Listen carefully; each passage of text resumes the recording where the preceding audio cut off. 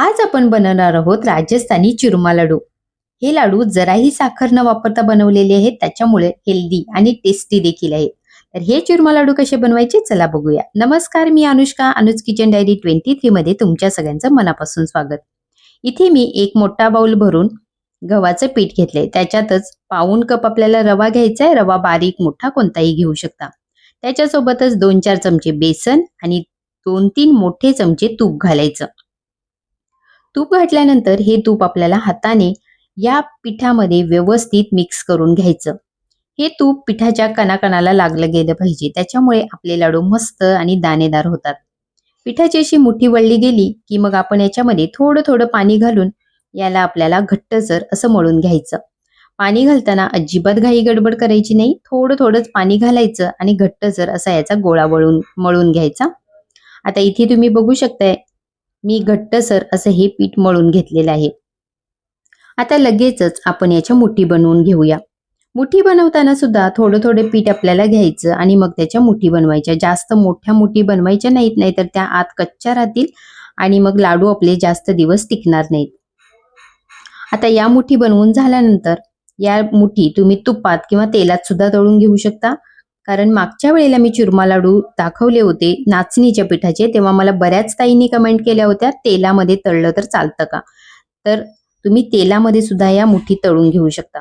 इथे मी एक मोठी वाटी तूप गरम करायला ठेवलं होतं. आता या मुठी आपल्याला याच्यामध्ये सोडायच्या आणि मीडियम फ्लेम वरतीच याला मस्त सोनेरी कलर येईपर्यंत तळून घ्यायच्या. तसं तर चुरमा लाडूला जास्त तूप लागत सुद्धा नाही. एक वाटी तुपातलं सुद्धा मी थोडं तूप बाजूला काढून ठेवलंय. तुम्ही आता व्हिडिओमध्ये पुढे बघू शकता. मुठी तळताना मात्र अजिबात घाई गडबड करायची नाही. हाय फ्लेम तुम्ही ठेवलीत तर मुठी वरून तर लाल होतील, पण आतून कच्च्या राहतील आणि लाडूला लगेचच बुरशी येईल.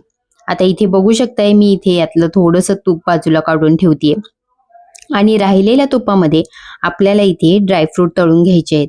मी इथे मुठभर काजू आणि मुठभर बदाम घेतलेले आहेत आणि याला छान असं तुपामध्ये तळून घ्यायचं. आता मुठी सुद्धा गार करायला ठेवलेले आहेत. हे ड्रायफ्रूट सुद्धा आपल्याला तळून गार करायला ठेवून द्यायचं. मुठी आपल्या लवकर गार व्हाव्या म्हणून याचे आपल्याला तुकडे करून घ्यायचे, म्हणजे आतपर्यंत व्यवस्थित गार होतील आणि मिक्सरमध्ये त्याला बारीक करणं आपल्याला सोपं जाईल. आता याचे तुकडे करून मी याला असंच ठेवून देते. ड्रायफ्रूट आपले गार झालेले आहेत, याला खलबत्त्यामध्ये घालून मी कुटून घेते. तुम्ही हवं तर मिक्सरमध्ये पल्स मोडवरती सुद्धा याला बारीक करून घेऊ शकता. जाडसर अशी याची भरड करून घ्यायची, म्हणजे लाडू खाताना खूप टेस्टी लागतात. बघू शकताय इथे मी ड्रायफ्रूटची अशी जाडसर भरड करून घेतलेली आहे. आता यातल्या थोड्या थोड्या मुठीचे तुकडे मिक्सरच्या भांड्यात घ्यायचं आणि रवाळ असं याला बारीक करून घ्यायचं. अगदी याचं पीठ करायचं नाही, पल्स मोडवरती याला रवाळ असं वाटून घ्यायचं. इथे अशा प्रकारे सगळ्या मुठींचे तुकडे मी रवाळ असे बारीक करून घेतलेले आहेत. आता कढईमध्ये जे आपलं राहिलेलं तूप होतं त्याच्यामध्ये मी 1 वाटी इथे गूळ घातलेला आहे.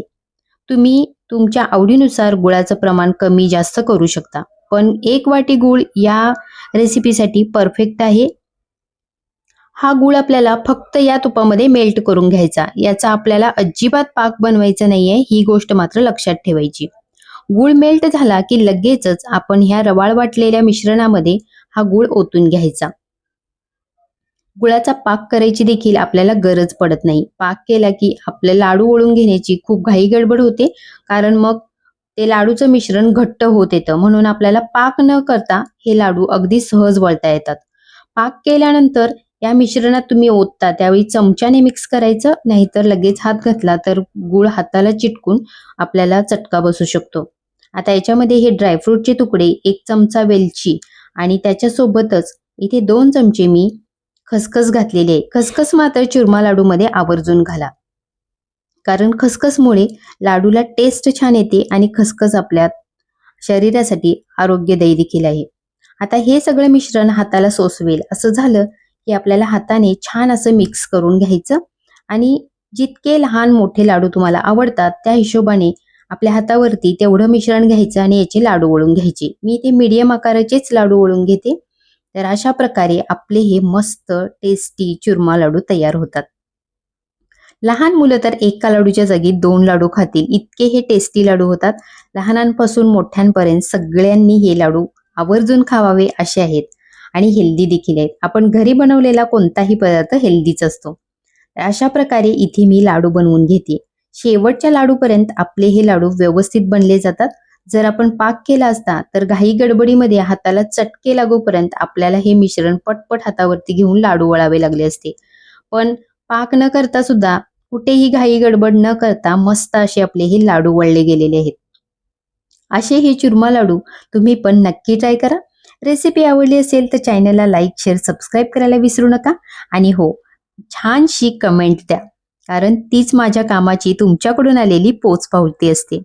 आणि कमेंट झाल्यानंतर कमेंट तुम्ही डाव्या बाजूला स्क्रोल केलात की उजव्या साईडला 2 ब्लॅक डॉट दिसतील. तिथे हाईपचे आपले पॉइंट सुद्धा ऑन झालेले आहेत. हाईप सुद्धा द्यायला विसरू नका. असंच या चॅनलला सपोर्ट करा. रेसिपी आवडली असेल तर सबस्क्राईब करायला सुद्धा विसरू नका. आणि तुमच्या फॅमिली फ्रेंड सोबत रेसिपी शेअर करा. भेटूया नेक्स्ट रेसिपीमध्ये. तोपर्यंत नमस्कार.